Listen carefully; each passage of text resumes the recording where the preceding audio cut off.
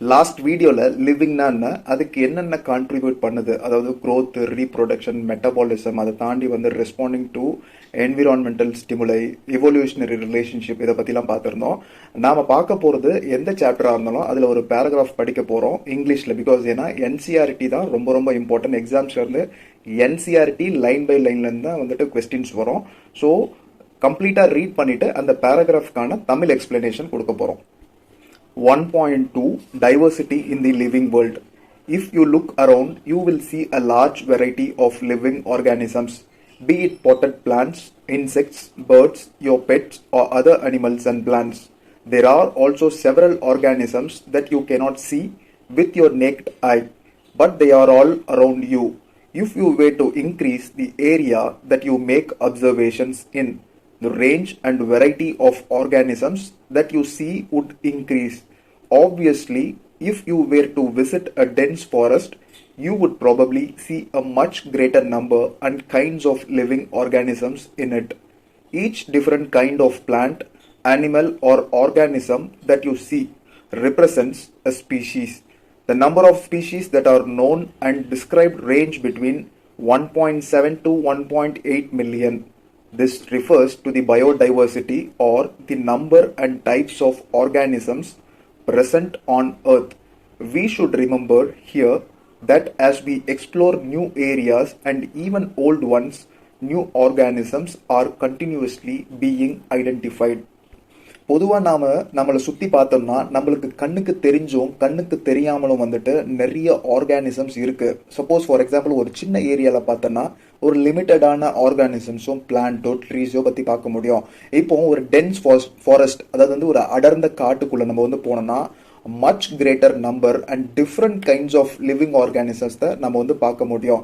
இந்த ஒவ்வொரு kind of பிளான்ட்டோ அனிமலோ இல்லை ஒரு ஆர்கானிசமோ இதெல்லாம் தான் நம்ம ஸ்பீஷீஸ் அப்படின்னு சொல்றோம். ஒரு பர்டிகுலர் ஸ்பீஷீஸை ரெப்ரசென்ட் பண்றது.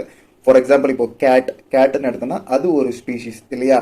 அந்த கேட்டை வந்துட்டு எப்படி வந்து ஒவ்வொரு ஃபேமிலியோட இல்லை ஒவ்வொரு டிவிஷனோட ஒவ்வொரு ஃபைலத்தோட அட்டாச் ஆகிருக்கோ அது வெவ்வேறு விதமாக வந்து வேறுபடுது. இப்போ இந்த நம்பர் ஆஃப் ஸ்பீஷீஸ் எல்லாமே வந்துட்டு கம்ப்ளீட்டாக மொத்தமாக எவ்வளோ இருக்குது அப்படின்றத இவங்க வந்துட்டு அனலிஸ்ட் வந்துட்டு ப்ரெடிக்ட் பண்ணுறாங்கன்னா கிட்டத்தட்ட 1.7 to 1.8 மில்லியன், அதாவது 17 லட்சத்திலிருந்து 18 லட்சம். இதைத்தான் நம்ம பயோடைவர்சிட்டி அப்படின்னு சொல்கிறோம்.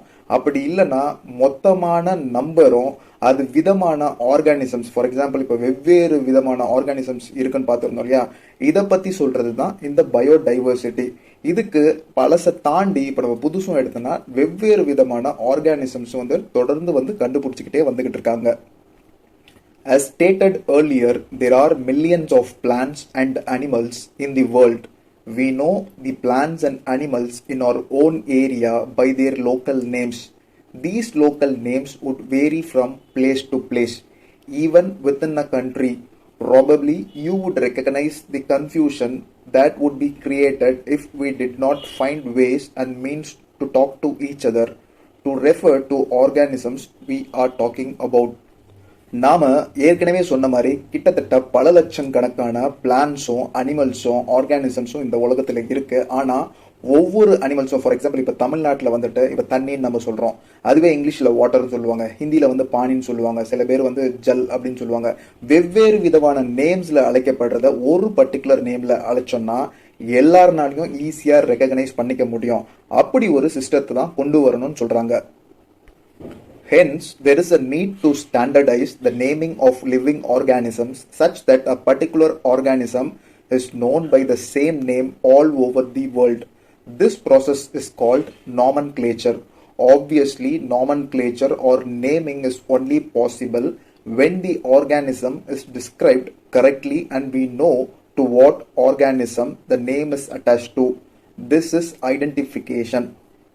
ஸோ இந்த லோக்கல் நேம்ஸ் எல்லாம் ஸ்டாண்டர்டைஸ் பண்ணி ஒரு பர்டிகுலர் நேமாக இருக்கிறதுக்கு பேர் தான் நாமன்கிளேச்சர். அந்த நாமன்கிளேச்சர்னா இப்போ ஃபார் எக்ஸாம்பிள் காமனாக இப்போ மங்கின்றது ஒரு ஸ்பீஷிஸ், இது இந்த நாமன்கிளேச்சர் மூலமாக நேம் படுது. அதுக்கு ஃபர்ஸ்ட் எடுத்தோன்னா நம்ம என்ன பண்ணணும், ஐடென்டிஃபை பண்ணணும் இது என்ன பர்டிகுலர் ஸ்பீஷிஸ். அதுக்கான ஸ்டடீஸை வந்து மேற்கொள்ளும் போது கிளியராக ஐடென்டிஃபிகேஷன் அப்படின்றத பண்ண முடியும். In order to facilitate the study, number of scientists have established procedures to assign a scientific name to each organism. This is acceptable to biologists all over the world.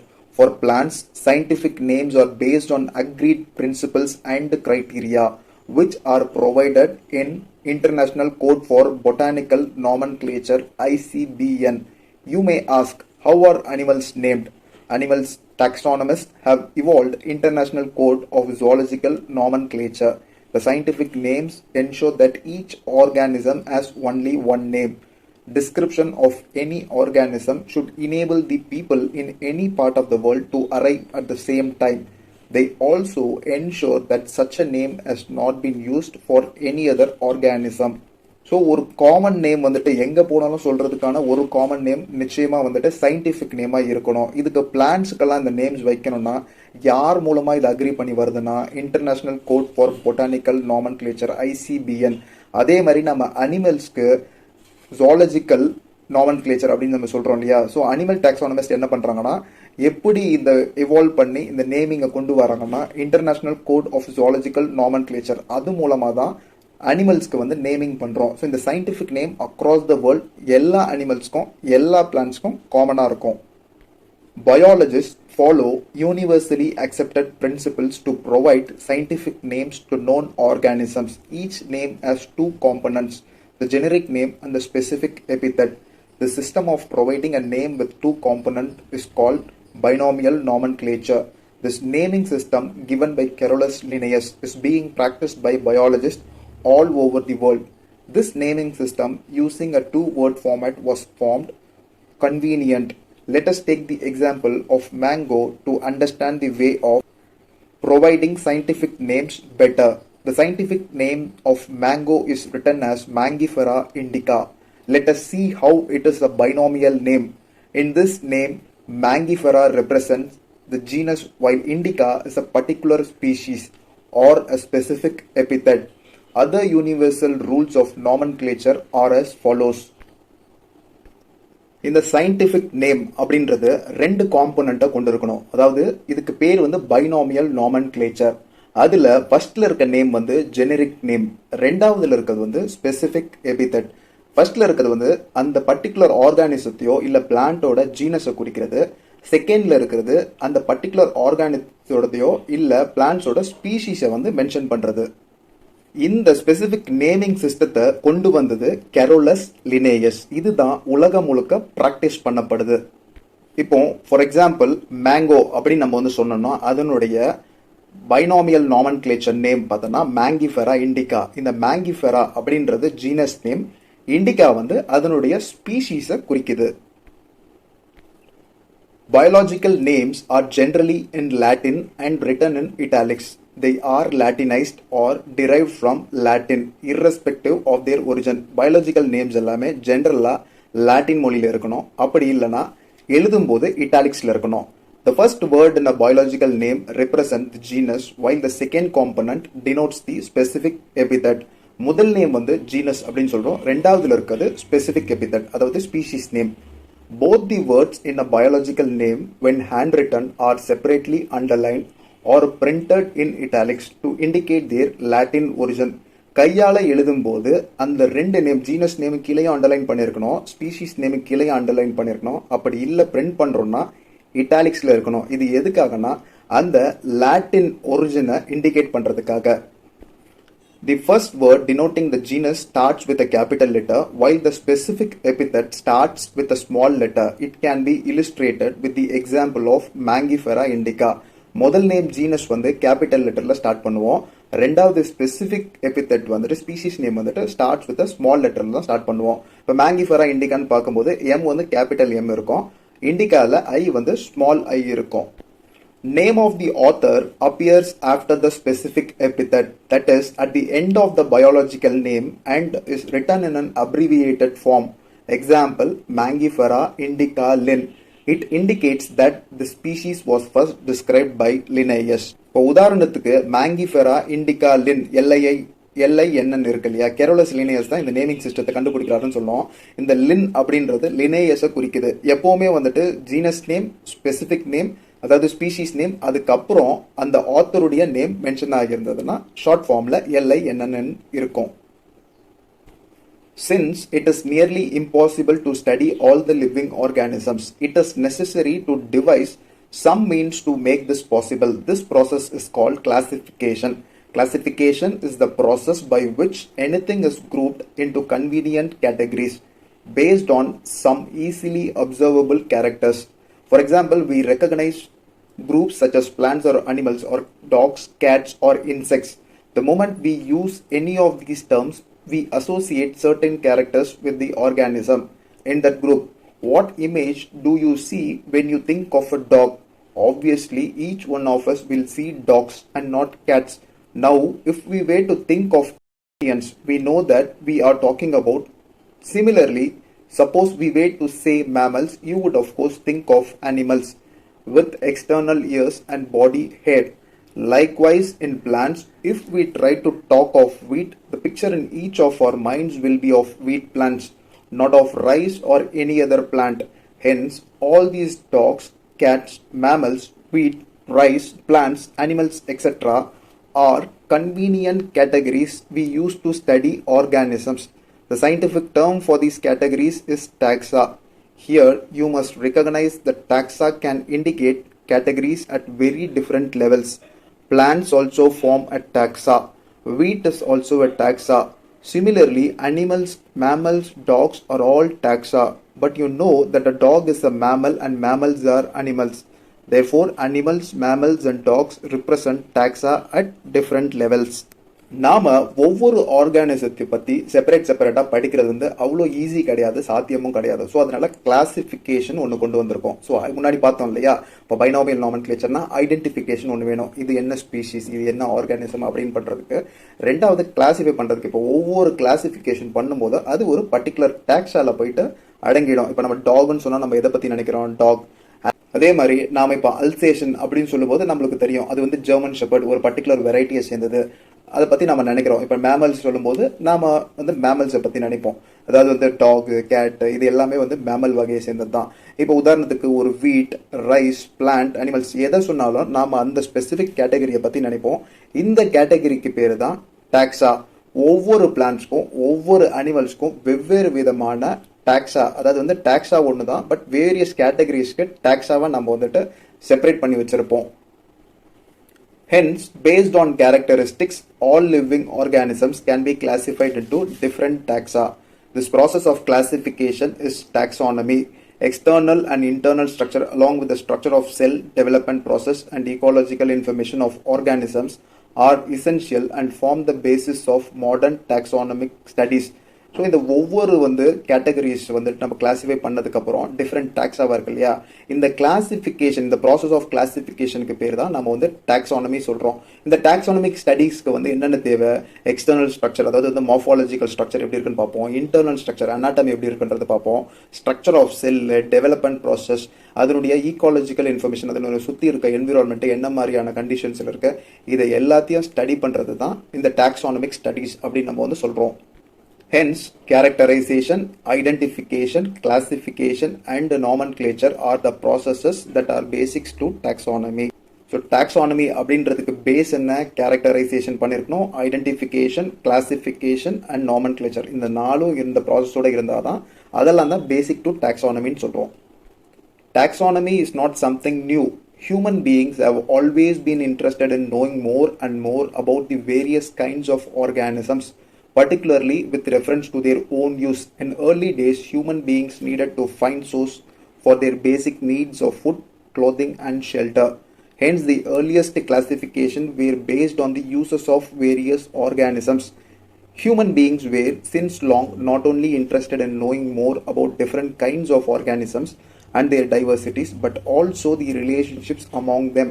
This branch of study was referred to as systematics.